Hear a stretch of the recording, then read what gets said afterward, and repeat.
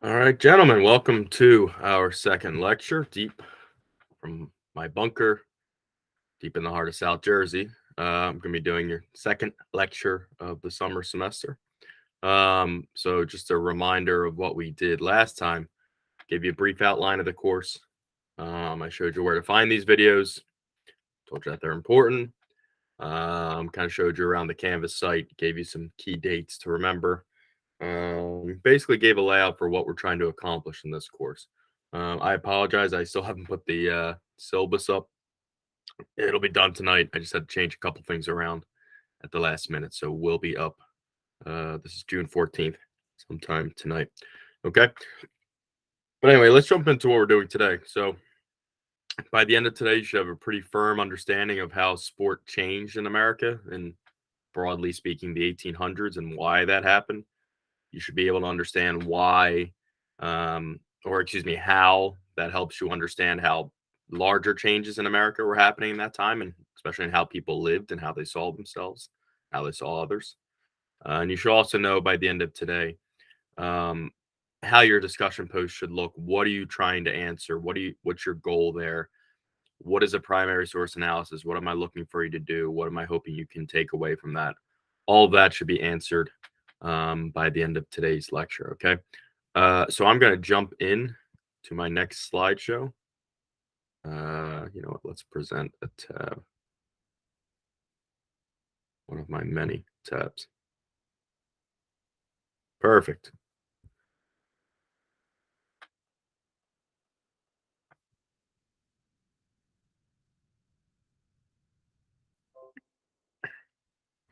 All right. So this is what I'm calling Unit 1. And again, there are 3 units during this summer course. Unit 2 is fairly short compared to the other two. But this is the first of 3 units, okay? Calling it Sport and Industrial America. So I'm giving you vague dates of 1865 to 1940. If you don't know why those are significant, 1865 is the end of the Civil War. 1940 is basically when America enters World War II. It's actually a year later, but it's a nice round looking date, so I choose 1940. A lot of things are happening in America at this time. Okay, a lot of changes are taking place in how people live, where they live, what they do for work, how much leisure they have, what they do for leisure. We're going to investigate that over the course of this lecture. So here are some key themes we're going to look at. Organized sports emerge. Remember, I told you that difference between sport and a game. One of the main reasons that, or one of the main components of that is that a sport is organized, whereas a game might not be. Okay. Masculinity, that has a lot to do with why we play sports, why we love them. It's somehow tied to our idea of what it means to be masculine. And we'll see what that means coming up here. Race and ethnicity are always a part of sports about who can play them, why they're allowed to play them, why they're not. Exclusion, inclusion. It's really inescapable from America's history as well as more specifically the history of our sport. Okay. Morality, right? If something is morally right or morally wrong to do, you might think that has nothing to do with sports. I promise you it does. Colleges, right? A lot of maybe some of your guys' favorite teams or favorite sports are college sports. If you're paying attention to college baseball right now, my alma mater, Notre Dame, just made it to the College World Series. I'm actually going to be seeing them play there in about a week, so I'm excited for that. But college sports are really unique in America compared to any other country in the world, and we're going to get into why that is. Capitalism, money, money has a lot to do with sports and why they're played the way they are today. I'm sure that's not a surprise to you, but maybe the specifics of that will be a surprise to you. Nostalgia. Okay. Nostalgia means kind of a longing for the past where you love things that happened in the past. They seem better to you than what is happening now. I think a lot of us are guilty of nostalgia, and sports play a huge role in that as well. Community, right? Forming communities. Standing Us and Prep is one community you guys have already formed, right? A community of similar people. Not always so similar, but you do have similar similarities in that you all go to the same school, you're all boys, et cetera, et cetera. Okay. Humans naturally will crave community. We're social beings. We want to be with other humans, and sports are a great way to accomplish that. And then finally, class and amateurism. So we throw the word amateur around a lot. I want to define that a little more closely today because it's important. And I don't mean class by, this class or English class or science class or anything like that. Class has a specific meaning, basically how much wealth you have. Okay. And we're going to talk about that coming up. Hold on one second here.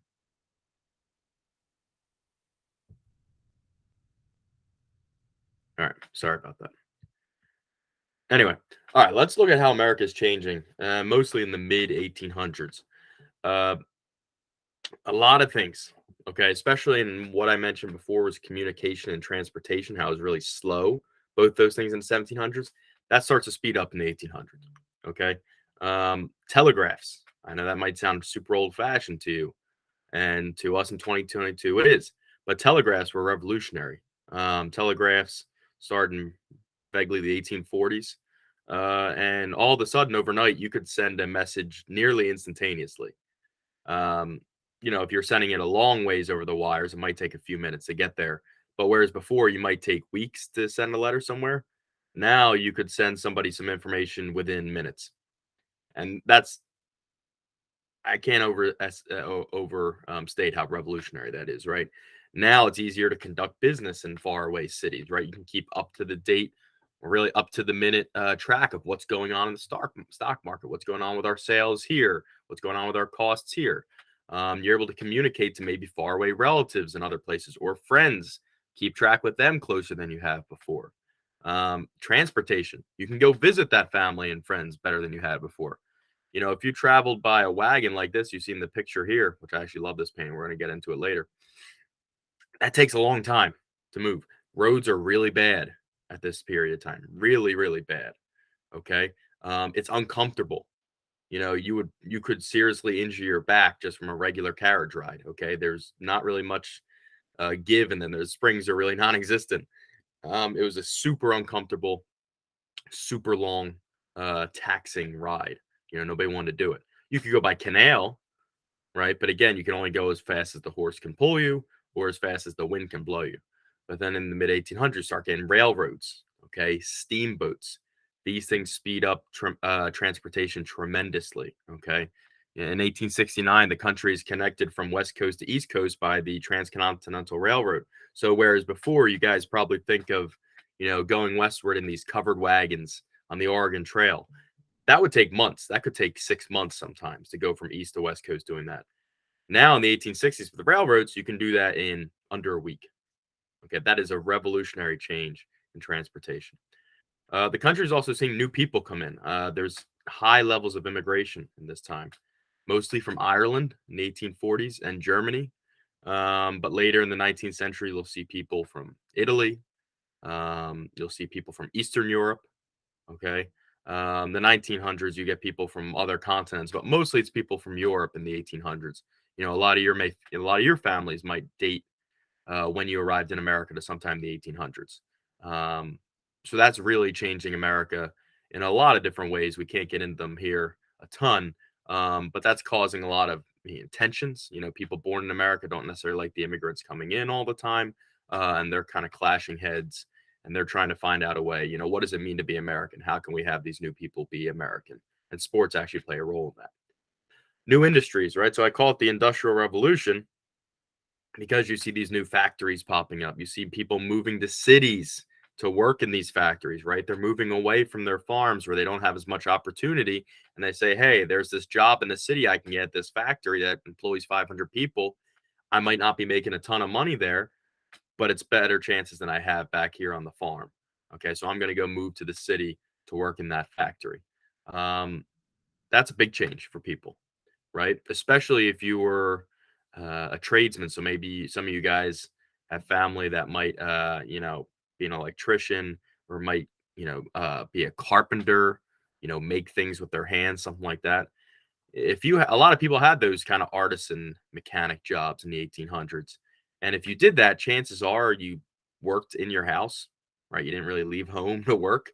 There wasn't that division of home and work like we have today.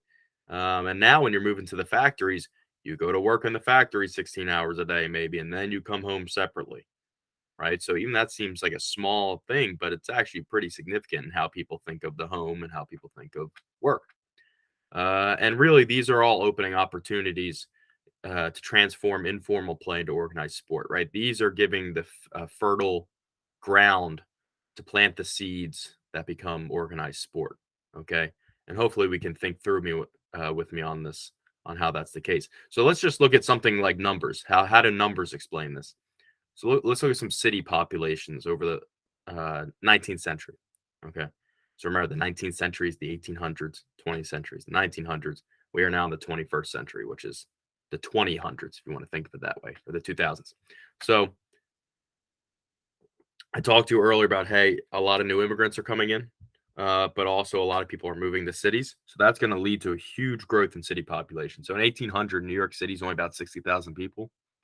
For comparison's sake, if you live in Vineland, that's about the size of Vineland today. In just 60 years, which is basically a lifetime, it goes from 60,000 to 1.2 million. That's significant. That's 20 times greater, okay, in the span of 60 years. By 1900, it's 3.4 million. Now, that's a little bit of a tricky math there. I have an asterisk there because actually New York City only counted Manhattan before 1898. After 1898, Brooklyn counts as New York City. Queens, Staten Island, and the Bronx, they all count as New York City. So that's why the population jumped up a lot there. But still, you can see it's growing tremendously. Same with Boston, 24,000 in 1800, 560,000 in 1900. St. Louis, which is really far west in 1800, a couple thousand people live there, not even, right? This might be comparable to some small town in South Jersey, under 2,000 people, right? By 1900, it's 575,000. Chicago, nobody lives there in 1800. There are Native American tribes around there, but no European settlers live in Chicago in 1800. 100 years later, 1.7 million people live there. That is a drastic change in just 100 years. Okay. So let's talk about work. We talked about it before. I know this might not seem important to sports, but I promise you it is, because as people are changing their work habits, they're actually gaining more leisure time. Okay. Now, don't get me wrong. People worked hard. They worked a lot of hours in that time. But think about it. If your work is in your house, you can't really separate your work from leisure. Like, it's always could be work time. Whereas if you work outside the house, when you clock out of your job, the rest of that day is yours. You don't have to worry about work. Okay. That's up to you to decide how to do it or how to use it. And, I'm oversimplifying a complicated story here. There's a lot of reasons why people have more leisure time besides that. Workers gathering together in unions to fight for better hours, better wages, et cetera, et cetera.